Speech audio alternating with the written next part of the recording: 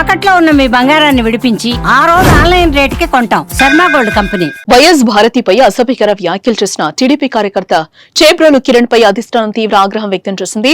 Party నుంచి suspend చేయడంతో పాటు కేసు నమోదు చేసి అరెస్టు చేయాలంటూ ఆదేశించింది. టీడీపీ ఆదేశాలతో కిరణ్ పై పోలీసులు కేసు నమోదు చేశారు.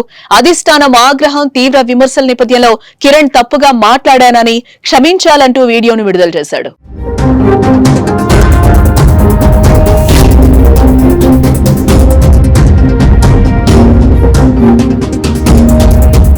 తెలుగుదేశం పార్టీకి అనుకూలంగా గత కొంతకాలంగా చేబ్రోలు కిరణ్ సోషల్ మీడియాలో వీడియోలు చేస్తున్నాడు.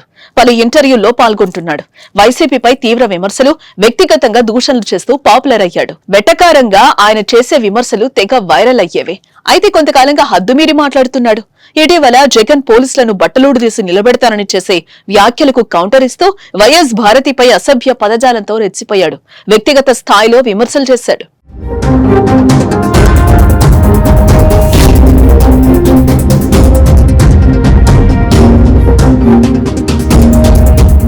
ఈ వ్యాఖ్యలు సామాజిక మాధ్యమాల్లో వేగంగా వ్యాపించడంతో వైసీపీ కార్యకర్తలు, జగన్ అభిమానులు తీవ్ర ఆగ్రహం వ్యక్తం చేశారు. ఈ వ్యాఖ్యలు స్త్రీల పట్ల అగౌరవంగా ఉన్నాయని, రాజకీయ సంస్కృతికి తగని విధంగా ఉన్నాయని వైసీపీ నాయకులు ఆరోపిస్తున్నారు. వెంటనే అతన్ని అరెస్టు చేయాలని డిమాండ్ చేస్తున్నారు. ఈ నేపథ్యంలో టీడీపీ అధిష్టానం చర్యలు తీసుకుంది. అలాంటి దూషణలతో ప్రజల్లో విశ్వాసం కోల్పోయే ప్రమాదం ఉందని, వ్యక్తిగత దూషణలు పార్టీకి నష్టం చేస్తాయనే ఉద్దేశంతో కిరణ్ ను పార్టీ నుంచి సస్పెండ్ చేస్తూ అరెస్టు చేయాలని ఆదేశించింది. పార్టీ లైన్ దాటితే చర్యలు తప్పవని హెచ్చరించింది. ఈ రోజు నేను చేసిన వీడియో చాలా తప్పుగా మాట్లాడాను. దయచేసి అమ్మ భారతి, జగన్మోహన్ రెడ్డి గారికి మీ ఇద్దరు కూడా దయచేసి నేను నిజం చెప్తున్నాను. నేను అన్నమాట చాలా తప్పు. మీ భారతి గారు కాళ్ళు పట్టుకొని నేను ఒక ఆడ వారి గురించి ఇలాగ మాట్లాడటం నా తప్పు.